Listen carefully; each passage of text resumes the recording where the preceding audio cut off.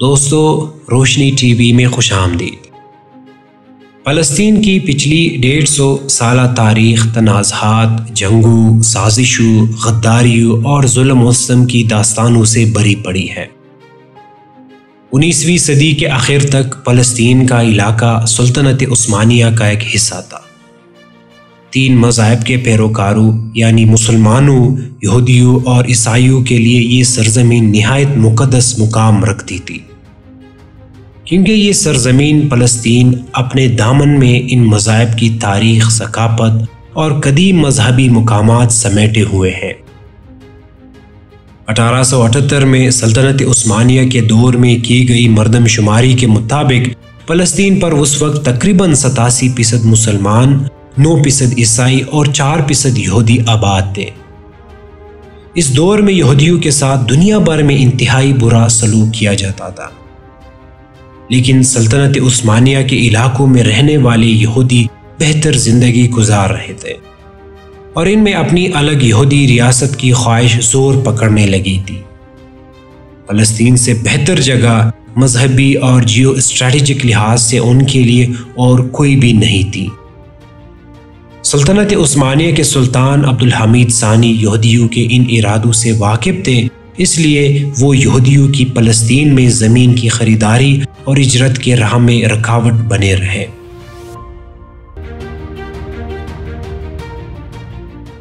20ویں صدی کے آغاز تک سلطنت عثمانیہ بہت کمزور ہو چکی تھی۔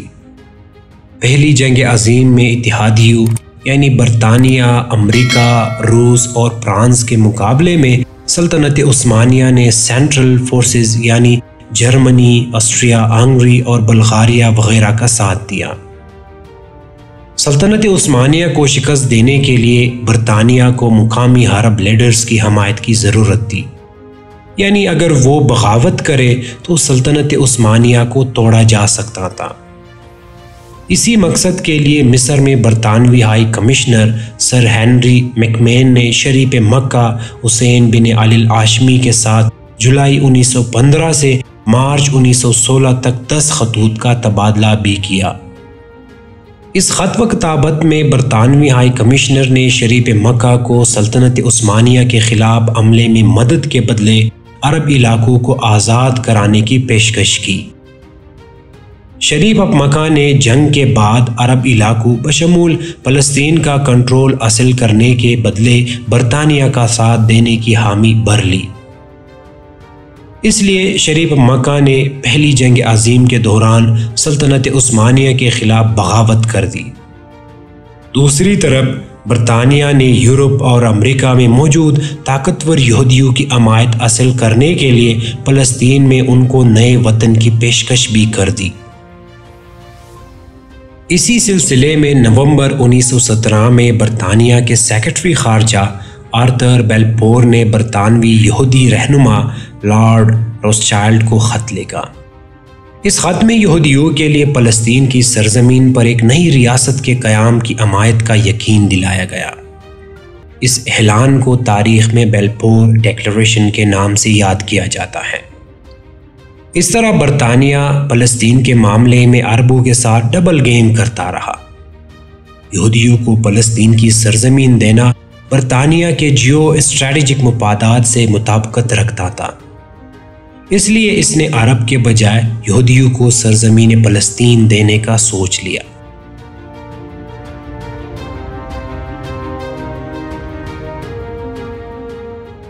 پہلی جنگ عظیم میں شکست کے نتیجے میں سلطنت عثمانیہ کے علاقے شام، لبنان، عراق، اردن اور فلسطین سمیت بہت سے علاقے ان سے چھین لیے گئے۔ فلسطین کا علاقہ برطانیہ کے قبضے میں آ گیا۔ اب حالات سازگار دیکھتے ہوئے صہیونی تحریک میں بھی تیزی آ گئی۔ اس وقت دنیا بھر کی یہودی تنظیمیں فلسطین میں عربوں سے مہنگے داموں زمینیں خرید رہی تھی۔ دنیا بھر سے یہودی ہجرت کر کے فلسطین میں آباد ہونے لگے تھے۔ سرزمین فلسطین پر بدلتی ہوئی ڈیموگرافی یعنی آبادی کے تناسب نے مقامی عرب آبادی کو تشویش میں مبتلا کر دیا۔ عرب اور یہودی آبادیوں میں کشیدگی کے واقعات ہونا بھی شروع ہو گئے۔ فلسطینی عربوں نے برطانوی انتظامیہ کی یہودیوں کی آباد کاری والی پالیسی کے خلاف 1936 سے 1939 تک منظم بغاوت کر دی۔ اس سے فلسطین میں بدامنی پھیلنے لگی۔ برطانوی انتظامیہ کے لیے ملک کا انتظام سنبھالنا مشکل ہو گیا۔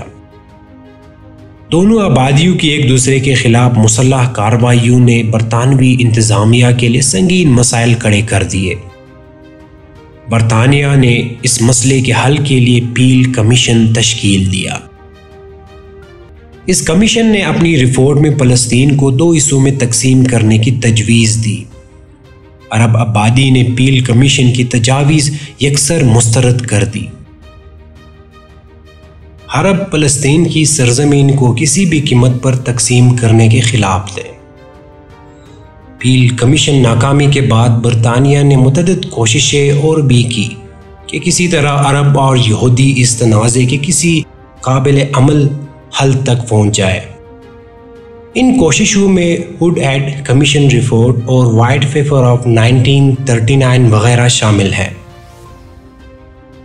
برطانیہ کی ان تمام کوششوں میں ایک بات مشترک تھی، وہ یہ ہے کہ برطانیہ فلسطین کے مسئلے کے کسی بھی حل میں یہودیوں کو ان کی آبادی اور زمین کی ملکیت کے تناسب سے بڑھ کر حصہ دینا چاہتا تھا، جبکہ دوسری طرف عرب آبادی فلسطین کے مستقبل میں یہودیوں کے کسی بھی قسم کے رول کے سراسر خلاف تھے، اور وہ فلسطین سے یہودیوں کو نکال باہر کرنا چاہتی تھی۔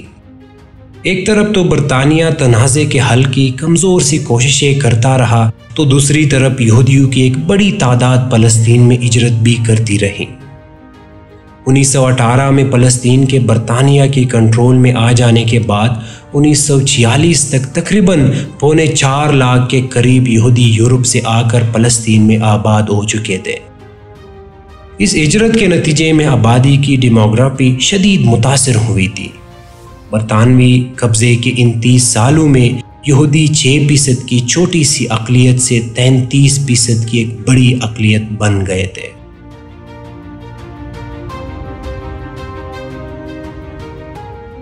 دوسری جنگ عظیم کے بعد دنیا میں نو آبادیاتی دور کا خاتمہ ہونے لگا، تو فروری 1947 میں برطانیہ نے فلسطین سے اپنا کنٹرول ختم کر کے واپس جانے کا فیصلہ کر لیا۔ جاتے جاتے برطانیہ نے فلسطین کے مستقبل کو اقوام متحدہ پر چھوڑ دیا۔ اقوام متحدہ نے فلسطین کے مسئلے کا حل نکالنے کے لیے کمیٹی تشکیل دی۔ اس 11 ممالک پر مشتمل کمیٹی کے ذمہ فلسطین کے مستقبل کو متعین کرنے کا ٹاسک تھا۔ عرب لیڈر نے اقوام متحدہ کی کمیٹی کو غیر قانونی قرار دے کر یکسر مسترد کر دیا۔ عرب لیڈرشپ نے اپنی عوام کو بھی کمیٹی سے کسی قسم کے تعاون سے منع کر دیا، جبکہ دوسری طرف یہودیوں کی بین الاقوامی تنظیم جوش ایجنسی اور جوش نیشنل کونسل کو عرب لیڈرز کے بائیکاٹ کی وجہ سے کھلا میدان مل گیا۔ یہودیوں کی تنظیموں نے فوری قوت اور وسائل کے ساتھ یونائٹڈ نیشنز کی کمیٹی کے سامنے لابنگ شروع کر دی۔ کمیٹی نے فلسطین کے مختلف علاقوں کا دورہ کرنے اور لوگوں سے ملنے کے بعد مسئلے کے حل پر غور شروع کر دیا۔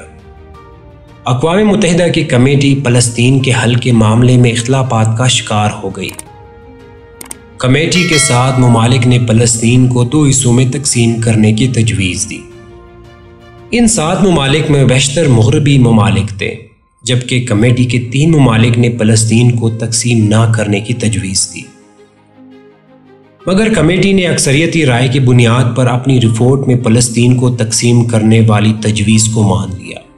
اسی کمیٹی نے فلسطین کی تقسیم کا مکمل پلان بھی پیش کیا کہ فلسطین کا کون سا حصہ یہودیوں کو دیا جائے گا اور کون سا عربوں کے پاس ہوگا۔